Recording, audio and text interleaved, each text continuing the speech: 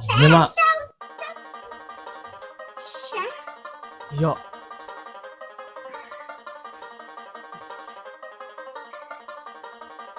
ကျေးဇူးနော်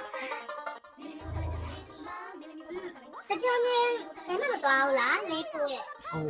မတော်ကျွန်တော်ဘလို့ခေါ်လိုက်တာ လေးဖို့လို့ခေါ်လိုက်တာလေနာမည်ပုံမောင်ဆို ဟုတ် ဟုတ်လေသူများရာလေးလေးမောင်လို့လေးမောင်လို့ခေါ်နေကြတာမလားအများကြီးတွေ့ခေါ်ချင်မှာအားကြောင့်အရှိစလုံးပိုးကိုအချားဆွတ်ပြီးတော့လေးဖို့လို့ခေါ်တယ်ခေါ်လို့မရဘူးလားလေးဖို့နော် ဟိုခေါ်ပါဟိုရပါတယ် ပြီးရ ဟိုခံစားရလဲခံစားရတာပေါ့ဗျာဒါပေမဲ့